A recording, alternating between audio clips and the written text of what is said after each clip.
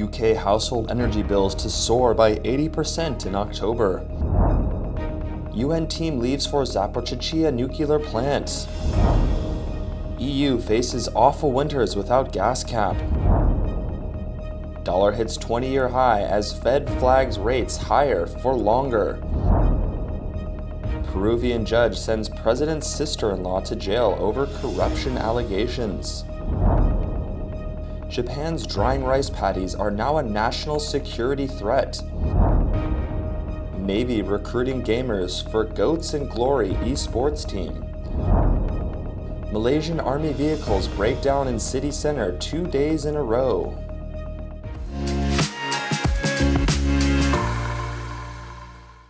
Hello, I'm Johnny. Thank you for joining us on FUNDAY News. It's Tuesday, August 30th, and here are your top stories. UK gas and electricity markets regulator Ofgem said last Friday that British energy bills will rise 80% to an average of £3,549 or $4,188 a year from October. Ofgem CEO Jonathan Barely said another increase was likely in January, reflecting significant pricing pressure in energy markets. The new average bill for electricity and gas for 24 million households means energy bills will have almost tripled from October last year when they were an average of £1,277. Ofgem CEO Jonathan Barely said Britain's next Prime Minister, either Liz Truss or Rishi Sunak, needed to take immediate action once in office next month. Energy bills have soared this year after wholesale gas and power prices, already rising after the pandemic, surged following Russia's invasion of Ukraine and Moscow's move to curtail gas exports to Europe. Ofgem said it was not giving projections for January when a new cap will take effect because the market remains too volatile. A mission from the UN's nuclear watchdog is on its way to Ukraine's embattled Zaporizhzhia nuclear power plant. The Director General of the International Atomic Energy Agency, IAEA, Rafael Grossi, said that the team was expected to arrive at the plant later this week. The nuclear plant has been occupied by invading Russian troops since March. Fighting around the facility in Ukraine's southeast has led to mounting global concern over the safety and security of the site. Zaporizhzhia is Europe's largest nuclear facility, located near the Crimean Peninsula. It has 6 reactors containing uranium-235. Tactically, the Russians are using it as a shield. They're sheltering troops, weapons, and ammo near the reactors and the stored nuclear waste on the assumption that the Ukrainians won't dare to obliterate them with artillery.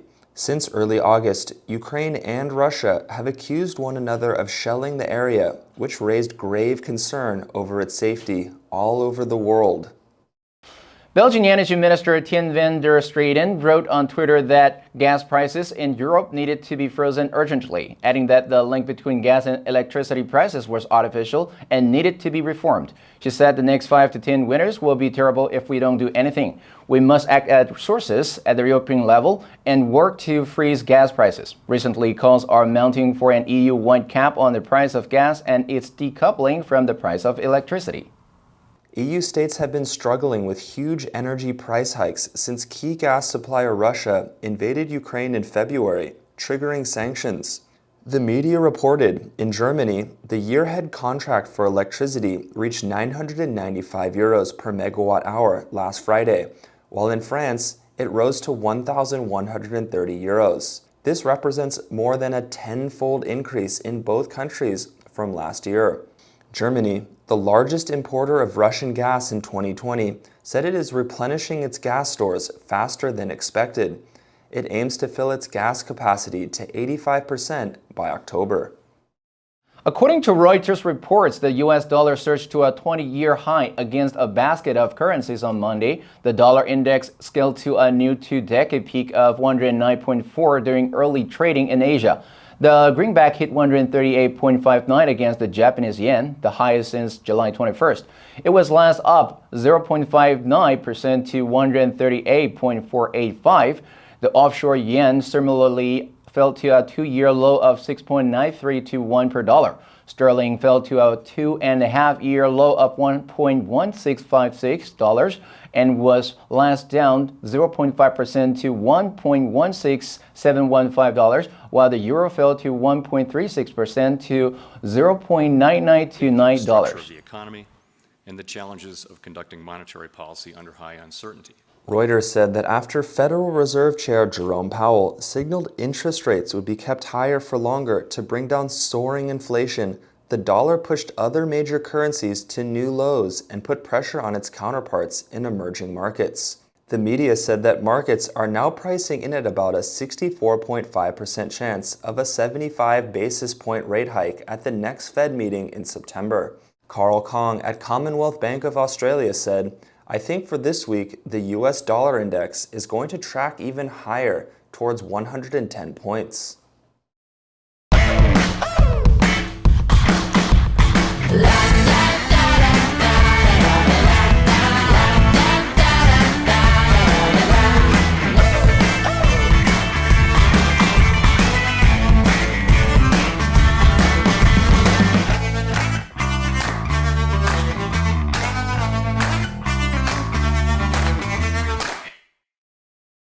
Reuters reported that the sister-in-law of Peruvian President Pedro Castillo, Jennifer Perez, was given 30 months of pretrial detention last Sunday.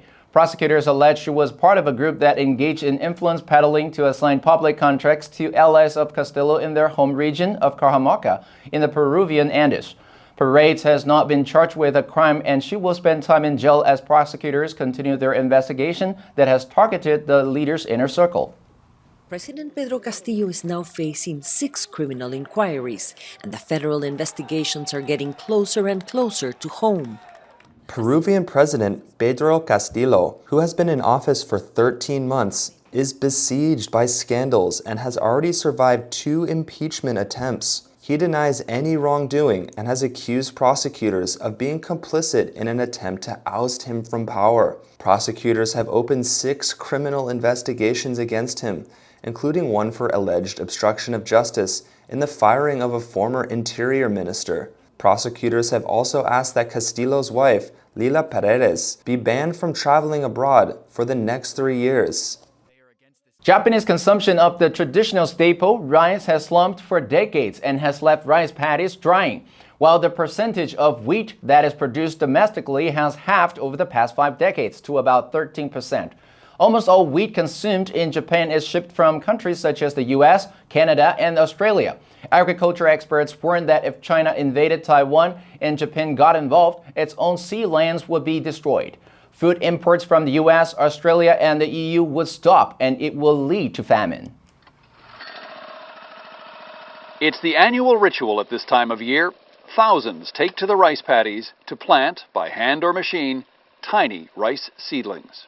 Bloomberg reported that since food security is of urgent concern, the Japanese government is in the process of carving out a new budget for food security as part of next year's spending. The Cabinet Office recently set out a new economic plan, which forms the basis for the next budget, calling for increased domestic production of animal feed, along with wheat, rice, and other foodstuffs. A professor at the University of Tokyo said, "In terms of national security, food should come before weapons." The U.S. Navy turned to esports in 2020 in their campaign for recruiting new sailors. Their team Golden Glory is now looking for qualified sailors with talents in online gaming who would like to work, play, practice video games, or prepare events for playing games from 8 a.m. to 4 p.m. For the tryouts to join the team, applicants will need to focus on Halo Infinite, League of Legends, Valorant, Call of Duty Warzone, and Rocket League. When I showed up there in November, the call went out to all of Recruiting Nation that they were looking to man an esports team. I tried out for the team. It was a long Call of Duty tournament. I did well enough. Did an interview, did well enough there as well, and I was picked to be one of the original members of the team. U.S. Navy Lieutenant Aaron Jones, director of the Navy Esports Division, said during a Twitch livestream, as part of the application, sailors will need to provide the rank for each of the games. From the application, the esports team will take 100 people and have them participate in a 5-game, 3-day tournament. 30 players will move on to an interview round. The esports team will then rank and stack the 30 players and work with detailers to take sailors. Sailors must be an E4 with a waiver or an E5 and up. The Malaysian Army has apologized after 2 of its vehicles broke down in Kuala Lumpur on 2 consecutive days, blocking traffic and inviting derision on social media. Malaysian stand-up comedian Jason Leong said on Twitter, Singapore needs tanks to defend their roads. Malaysia's roads can defeat tanks. The Malaysian Army said both vehicles were involved in rehearsals for the Malaysian Independence Day celebration parade, which will be held on August 31st. Malaysia's army has been left red-faced after 2 of its vehicles broke down in the capital, Kuala Lumpur. CNN reported that the first incident occurred on Friday when a PT-91M Tuardi tank stalled with engine problems on a highway near the country's parliament building. The tank was towed away by a recovery vehicle 30 minutes later, but less than 24 hours later, an armored prime mover, used mainly for towing heavy weapons, broke down on a busy road outside the National Museum in the heart of the capital. A team of mechanics completed repair work by 12:30 p.m. local time Sunday. And that's all the time we have for today. Thank you for joining us on FUNDAY News. Let's make every day a fun day. I'm Johnny Wu, your host. I'll see you next time.